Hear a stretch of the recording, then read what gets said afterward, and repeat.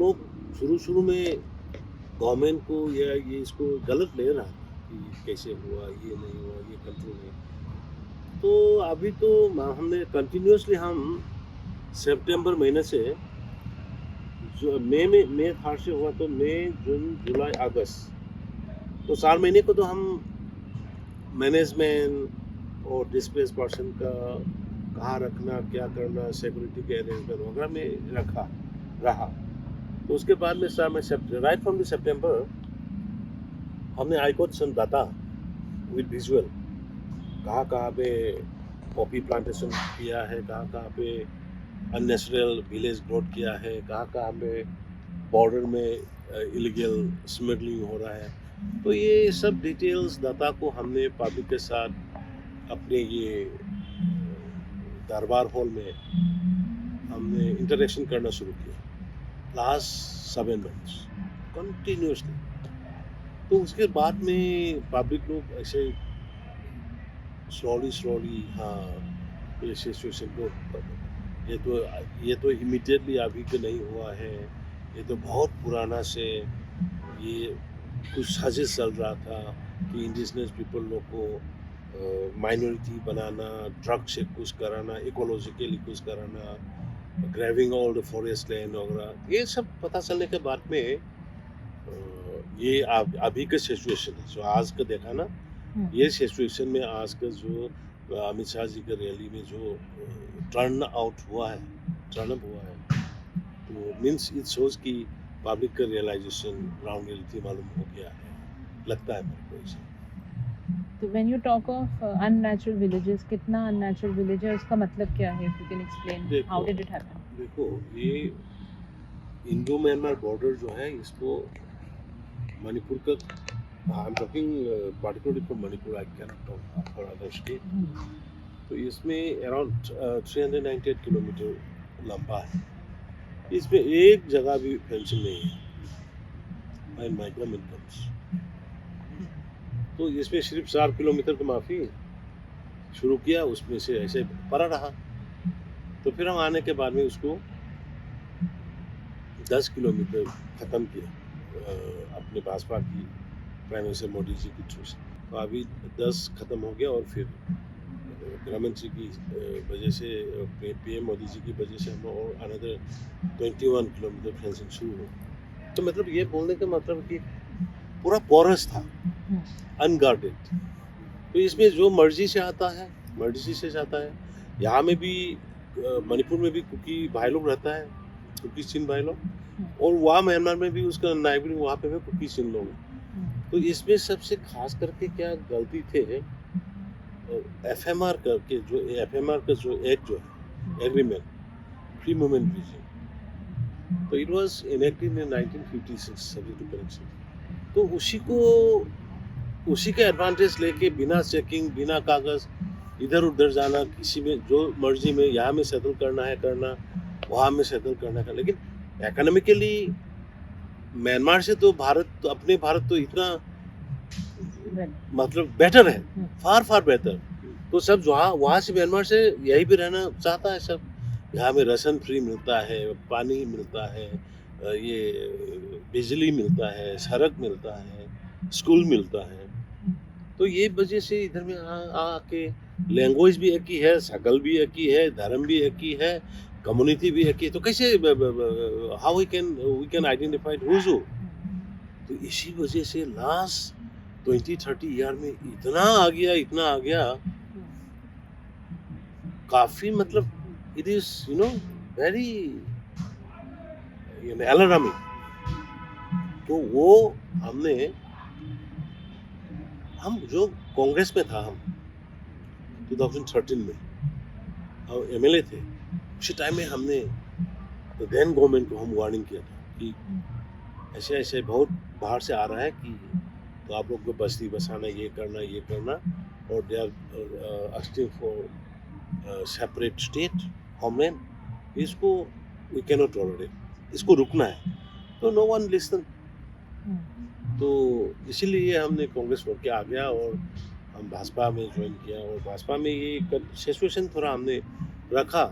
प्रधानमंत्री जी मिलने के बाद में हम अमित शाह जी के पास में आया देखो हम रिक्वेस्ट किया आपको क्या हम लोग को पार्टी ILP देना चाहिए, इनर लाइन परमिट होने से हम लोग को इलीगल माइग्रेंट्स इमिग्रेंट्स से हम लोग को वी कैन बी सेफ, नहीं तो सालों में नहीं बचाएंगे। बट अब जो आ गया लोग इतने सालों में, उनका अब क्या करेंगे? They can't be pushed back, they can't be put in camp. No, why तो not? Why not? what will you do with We that? should push them back. इसीलिए इनर लाइन परमिट के हिसाब से हमने 1961 का बेस ईयर रखा है। 1961 का बेस ईयर रखा है, तो 1961 की बेस ईयर करके 61 से जो बाद में आया है उसको तो निकालना पड़ेगा उसको। और शुरू भी किया हम लोगों ने, बायोमेट्रिक लेना और थंब इम्प्रेशन, आई इम्प्रेशन करके we started deportation also around we found around, अभी भी है, अभी नया आया है और पुराना वाला में वी हैव ऑलरेडी आइडेंटिफाइड 3000 4000। वो शुरू किया ना, तब से ये सब हो रहा है। कौन से जगह पे ये हो? ये मोरे चांदेल एरिया, चौसानपुर एरिया, अच्छा, चौसानपुर मोरे चांदेल एरिया हमने शुरू किया। अभी तक कितना लोग आइडेंटिफाई किया जो? You can get the copy. I'll get that. You can get it. Around officially 2400 IT और मोर न्यू वाला 7000 के करीब होगा। सबको रखने से तो हम लोग कहाँ जाएगा, हम पुराने वाला इंडिजिनस वाला कहाँ रहेंगे। बट उनका डेपुटेशन के लिए दूसरा गवर्नमेंट से भी बात करना पड़ेगा। कुछ तो करना पड़ेगा, अदरवाइज उसका कुछ सोल्यूशन निकला है या निकलेगा? नहीं, अभी तो इनर परमिट के हिसाब से उसका प्रोविजन के हिसाब से हमने डिटेक्ट कर रहा है और डिपोर्ट भी कर रहा है, और इन लार्ज स्केल में आएगा उसी टाइम पे सेंटर के साथ बातचीत कराना पड़ेगा और कुछ स्टेप लेना पड़ेगा। तो आपको क्या लग रहा है ये असम राइफल्स बॉर्डर में मैनिंग करने के बावजूद कैसे घुस रहे हैं? असम राइफल तो बॉर्डर गार्डिंग तो थोड़ी करता है। असम राइफल तो mainly they are looking for insurgency. Border तो एकदम खुला रखा है। Do you need a border guarding force या एआर काफी है बॉर्डर गार्डिंग? नहीं, एआर से तो नहीं होगा बॉर्डर गार्डिंग। इसीलिए हमने रिक्वेस्ट किया गृह मंत्री जी को। गृह मंत्री ने कि प्रॉमिस किया, हाँ बॉर्डर गार्डिंग के लिए अलग से फोर्स रखना पड़ेगा, ऐसे ही बोला। क्योंकि असम राइफल को तो बॉर्डर में नहीं है ना, वो तो 15-16 किलोमीटर बीच में आके बैठा है, तो कौन मारे? वो लोग तो just they are looking only insurgency. पर बाकी बॉडी गार्डिंग फोर्स जो है कोई भी नहीं है, कोई भी नहीं। वो लोग भी इंसर्जेंसी साथ में भी देखता है, बॉर्डर सिक्योरिटी भी देखता है। अभी तो देखो इंसर्जेंसी बहुत कम हो गया, इस इंसर्जेंसी को इतना वो थ्रेट भी नहीं है अभी। तो बॉर्डर गार्डिंग अच्छी तरह से करने से तो इंसर्जेंसी भी ठीक हो जाएगा। कैजुअली किया था, कैजुअली बहुत काम करता था, इसीलिए इतना इन्फ्लक्स हो गया। उन्होंने भी बॉर्डर में रह के, पूरा बॉर्डर में नहीं है तो असम राइफल तो 15-16 किलोमीटर अंदर इनसाइड इंडियन बाउंड्री रहता है।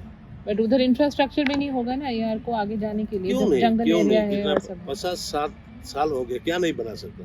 वहाँ पे लेह में क्या बनाता है, लद्दाख में क्या बना, पाकिस्तान में के बॉर्डर में क्या क्या बनाता है, लेकिन यहाँ में तो they are sending free like you know guardianless, fatherless साइल के, मदरलेस साइल के हिसाब से रखा था, वही सब।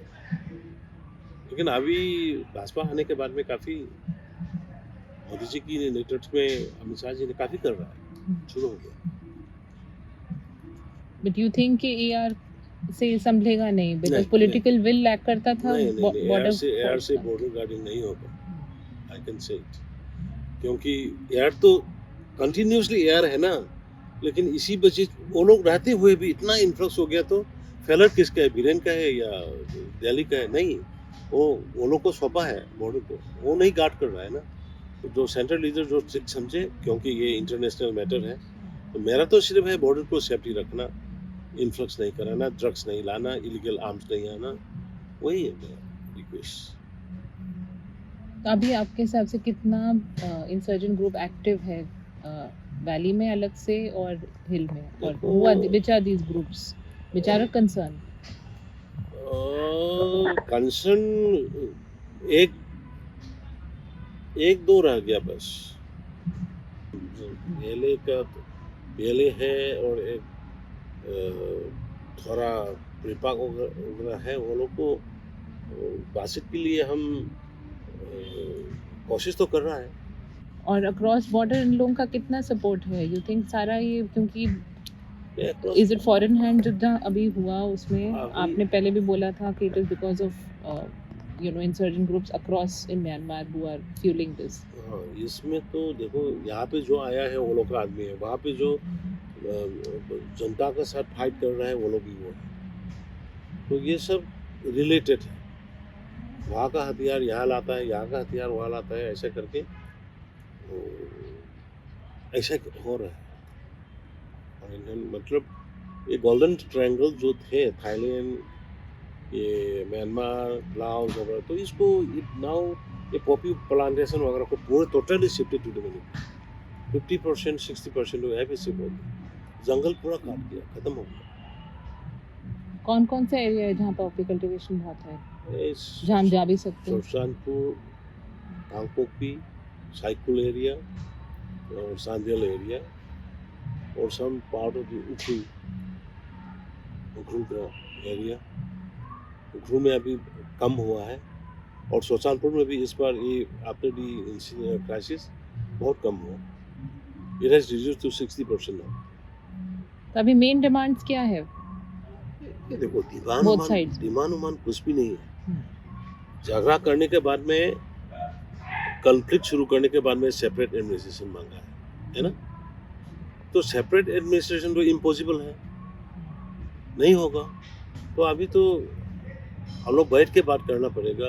बैठ के बात करके क्या किसने गलती किया, क्यों किया, तुम लोग रहो ना, जो नया आया है उसको तो भगाओ। तो वहाँ से आया फिर सब रखेगा बोलने से नहीं होगा। यही है, उसी में बात चलेगा। ड्रग को ख़त्म करो, ड्रग बिजनेस मत करो, पॉपी प्लांटेशन मत करो, फॉरेस्ट मत तोड़ो, बस। और हम लोग वहाँ पे जाके थोड़ी लड़ना है। प्रोटेक्टेड फॉरेस्ट, रिजर्व फॉरेस्ट, ये स्टेट और सेंट्रल का प्रॉपर्टी है, उसको तो प्रोटेक्ट करके रखें। वो लोग का बस्ती है, वो लोग का है, यही हिसाब से बात करनी पड़ेगी। और जो डिमांड एसटी स्टेटस का है मेटी ग्रुप्स का, मेटी ग्रुप उसका क्या होगा आगे? साथ बैठ के मेनली इंडिजिनस पीपल को कि आप लोगों ने क्या दर्द है मेटी को एसटी बनने में,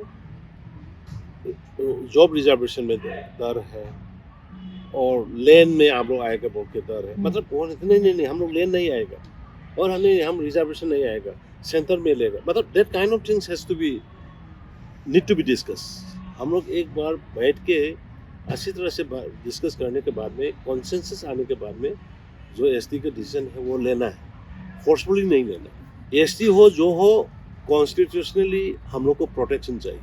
और वैली में अब जैसे कहीं बहुत रिपोर्ट्स आ रहा है कि यूथ विजिलेंटे ग्रुप्स बन गए हैं, there are many indigenous young people also who are picking up arms. How true is this allegation? देखो ये ट्रू है माने, लेकिन they are not picking up as anti national